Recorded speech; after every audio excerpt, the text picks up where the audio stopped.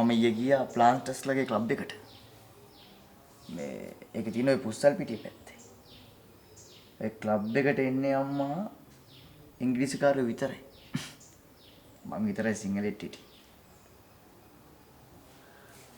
ඔය ඉංග්‍රීසිකාරයොත් එක්ක ගනුදෙනු කරන්නේ පරිස්සමෙන්.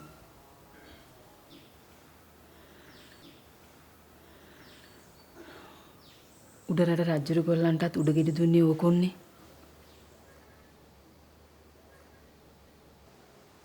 අම්මා ඉංග්‍රීසිකාරයෝ ලේසින් පිට කෙනෙක් එවුන්ගේ ක්ලබ් එකට ගෙන්න ගන්නෑ. ඒත් මාව බොහොම ඕනෑකමින් පිළිගත්තා.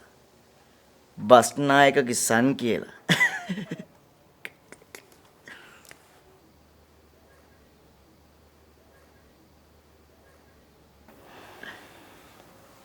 අප්පච්චි නම් කවදාවත් ඕවල ගියේ නැහැ. අඩු ගානේ ඇන්ඩර්සන් බංගලාවටවත් ගියේ නැහැ. අප්පච්චි මොන ක්ලබ් එකට යන්නේ? තේවවන්ට? අම්මා මං ක්ලබ් එකට යන්නේ තේවගාව කුරන්ටින්න නිසා. අනික අම්මේ ඉංග්‍රීසිකාරෙන් හිත දිනා ගත්තේ නැත්තම් මේ තේවගාව කුරන්ට බෑ.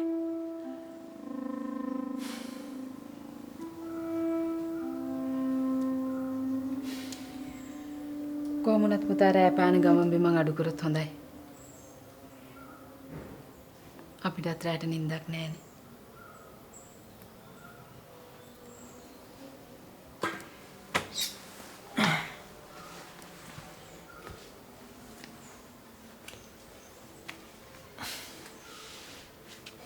අම්මා බය නැති ඉන්නකෝ.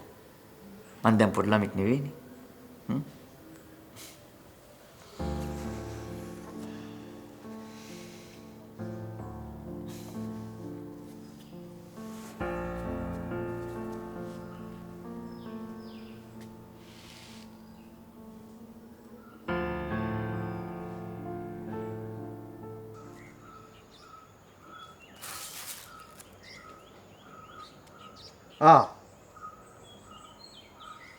මම නිලමෙත් එක නුවර ගිය වෙලාවේ යකඩ යකා බලන්න ගියා. මොකක්? යකඩ යකා දුම් කෝච්චිය. අපේ දුම් පිඹ පිඹ හූ ගියේ එන වේගෙන් ආවේ. දැක්කම වේවේ. සතෙක්වත් ඉන්නේ කෝච්චි පාර. දුවන. අනේ මාවත් එක්ක ඵලයන් ලහුව එක බලන්න. යමු වෙලාවක යමු. මිනිස් වෙනවා බලන්න. සුද්දාගේ වැඩ නම් විශ්ම කර්මය පරාදයි. මං ගියා නිලමෙත් එක මහබීරිය වත්තට. ඒක ස්ටෝර් කාමරේ කෝපි අමරන යන්ත්‍රයක් තිබ්බා. ඒ වෙලාවෙත් මං පුදුම වුණා ඒ වගේ. හැබැයි සුද්දා අපිට යන්ත්‍රයට කිට්ටුවටවත් යන්න දුන්නේ. ඒ මොකද? කෝපි වලට තියෙන ආරක්ෂාව. අපි වසමුසුකලොත් ඔක්කොම විනාසයිනේ.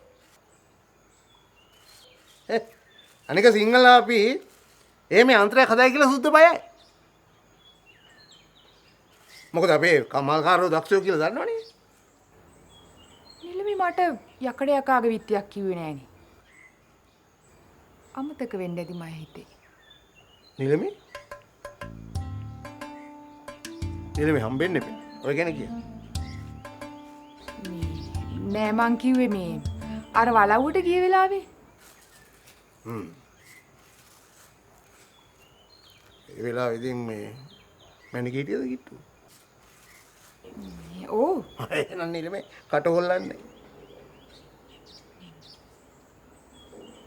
මොකද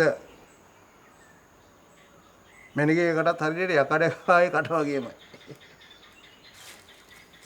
ඒකයි.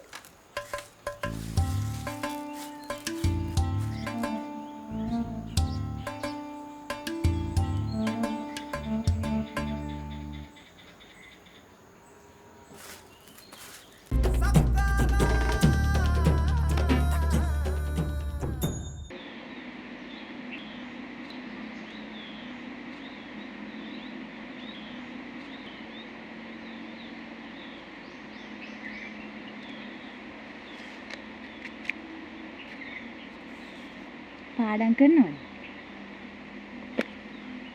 එහෙම හිතන්නම් තමයි මෙතනට ආවේ. තාම මේක කරන්න බැරි වුණා. ඒ කියන්නේ ඉතින් හිත එක තැනක නෑනේ. කොහොමද හිත දුවන්නේ? ඒක නම් මමවත් දන්නේ නෑ. ඒක ඉතින් වයසේ වැරද්ද. ගෑනු හිත්වලට එහෙම දුවන්ට දෙන්න හොඳ නැහැ. හිර කළා තියාගන්න ඕන. ඇයි කොමනේ නැන්ද එහෙම කියන්නේ?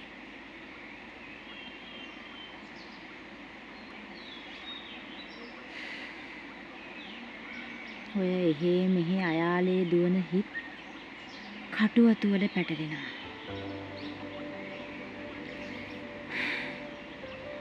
අම්මත් ඔයා ගැන හරි බයෙන් ඉන්නේ. අම්මා හිතන තරම් නම් අම්ම උඩ නෑ කොමලි නැන්ද?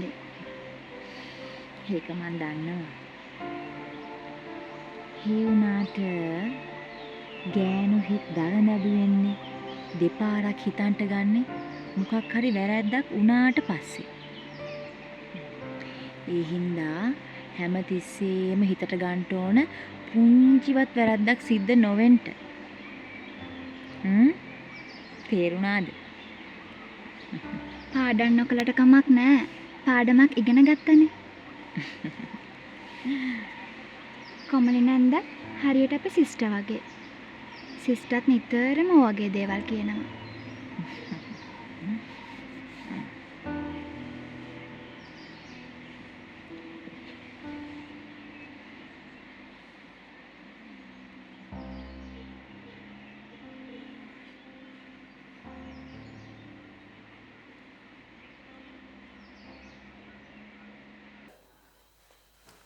සිරියා අප්පු කියනවා හැම වෙලාවම දොරවල් වහලා තියන්නලු.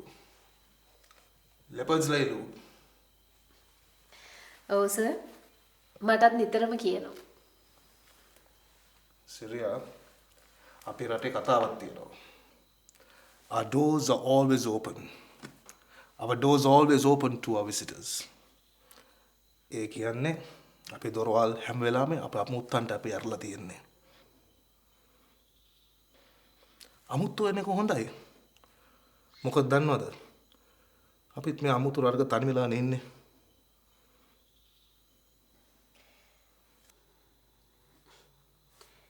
ඒත් සර්ලා සම්බන්ධකම් පැවැත්වුවේ තමන්ගේම අයත් එක්ක විතරයි නේද?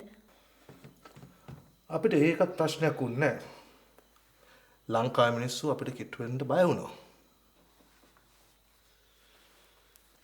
දකුණ මිනිස්සු අපිත් එක්ක යාළු වුණා. බිස්නස් වලට. උඩරට අල්ලගත්ත හින්දා මිනිස්සු තාම තරහෙන් ඉන්නේ සර්. ඉංග්‍රීසිකාරයා ඕනවට වැඩිය සංග්‍රහ කරන්නේ හොඳකට නෙමෙයි කියලා තමයි අපේ මිනිස්සු හිතන් ඉන්නේ.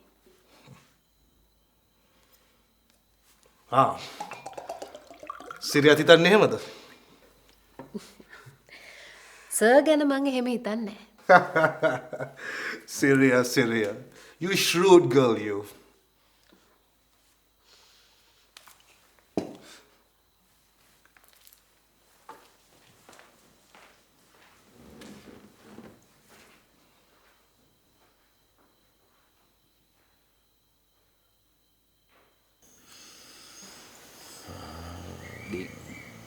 ගිරියාගෙත් එක්ක ඉතින් ඔය යනින් එනින් ගමන් උගේ ගෙදරට ගොඩ වුණොත් මිසක් ගියපු කාලයක් මතක නෑ මට. එහෙනම් නිලමගේ හැරමිටිය වෙන්නේ නැති යන්නේ නැත්තේ. පපුව රිදෙනවද? නෑ. දැන් ඒක පුරුද්දකට ගිහිල්ලා.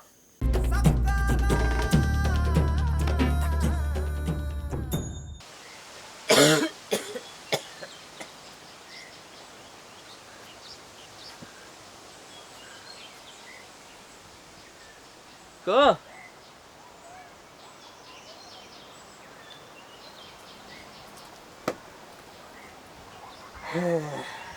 Amme.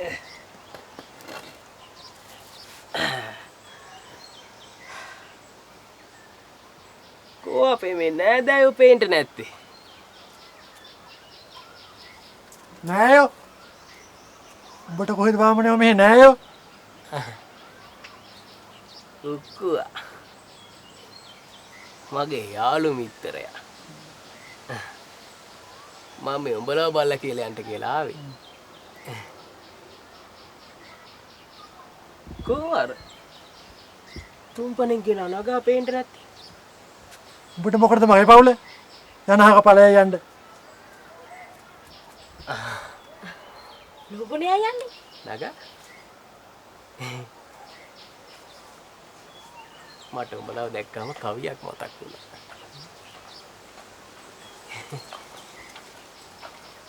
මොරගිරියේ කන්දද අර පෙනෙන්නේ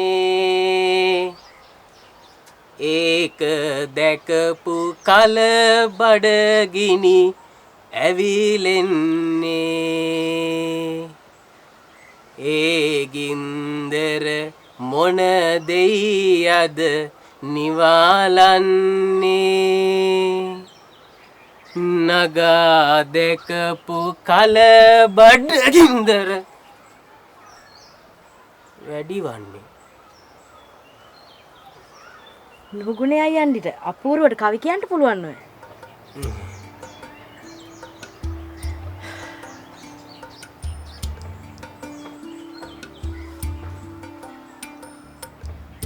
මං 7 අවුරුද්දක් පිරිවෙන් ගිය මිනිස්සෙක් නගා.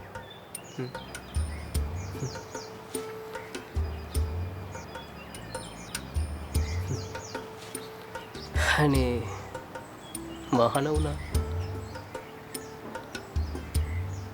මං දැන් නායක සංගරුවනක්.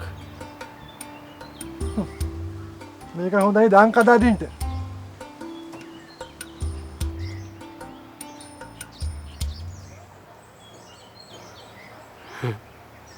මේකගේ ඉරිසියාවනේ නගා. අයියන්ඩින්ට මං කන්න මොන හරි අරන් එන්න. අයියන්ඩි එතකන් තව කවියක් කියන්නකෝ. මොකද ඉතින් අපේ උන්ද හිටියයි කියලා කවියක් තියා අඬහැරයක් පාන්ටවත් දන්න එකක්.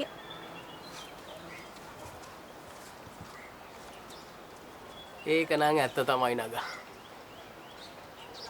දවසක් මු අඬහැරයක් පාලා වෙලේ හිටපු හරක් ඔක්කොම කැලේට දැක්කුවා. මේ බින්න රොද්දට දෙන දෙයක් කාලා පළ. මේ ඔය කුරහන් පිට්ටු එහෙම ගේනව නෙමෙයි. කුරහන් පිට්ටු? අනේ ඔක්කෝ. ඔබට කොයි වෙලාවේ කුරහන් පිට්ටුවක් කන්ට වෙයිද? අනේ එක මට දිහා. ඔබ මගේ යාළු මිත්‍රයා නේ. මම උඹට දෙනවා කොම් පිට්ටු.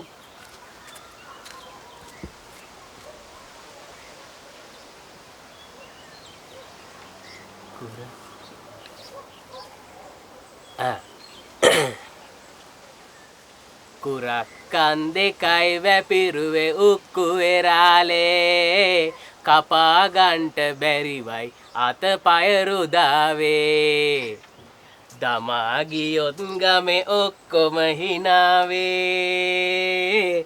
බලන්නේ නො ජීවිතයක ස්වභාවේ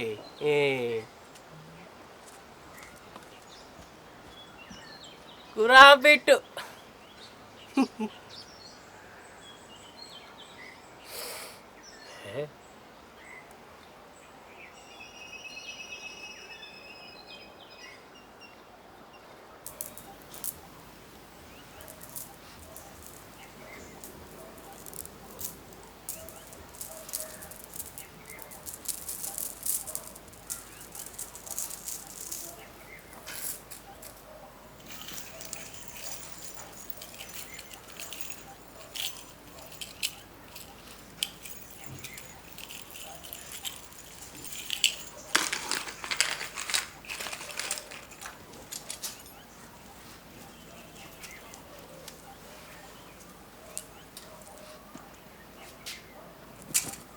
අම්මේ අද මේ පීරිස්ලා නෝරින්දන් එනවලු. කැමටිය ලෑස්ති කරන්න ඕනේ. තියෙන විදියට ඔය ලෑස්ති කරන්න බැරි ඈ.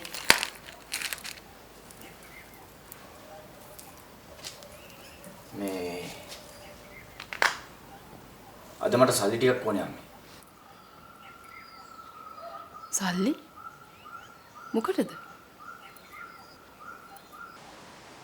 මම පීරිස්ගේ ණයක් ගත්තා. තේ පැල ගත්තේ ණයට.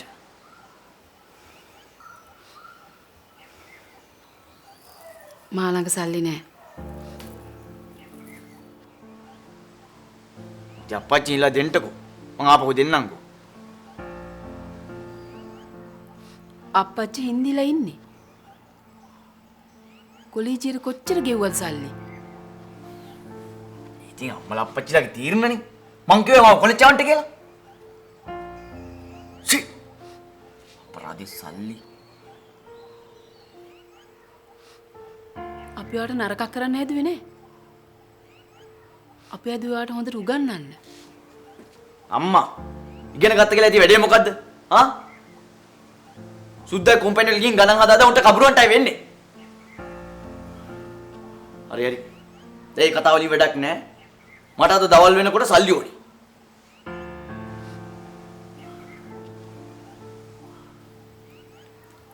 සල්ලි ගස් වලින් කඩන්නද? අම්මේ මං සල්ලි ගස් වලින් කඩ තමයි ලෑස්ති වෙන්නේ. අම්මලා එදාට මට කොහොම කතා කරන්නේ ගන්නෑ. සල්ලි නැත්තම් මේ මාලෙක් කරේ විකුණලා දාමු. මට බෑ එක එකගෙන් ලැජ්ජ වෙන්න.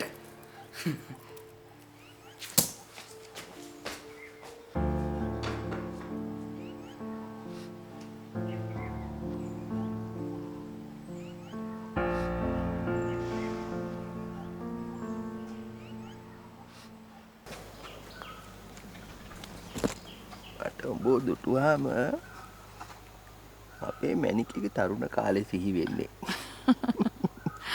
ඇත්තමද නිලමේ?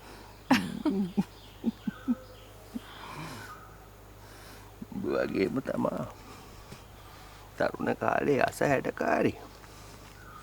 ඒකනේ මම බලව්වට කැඳගෙන ආවේ.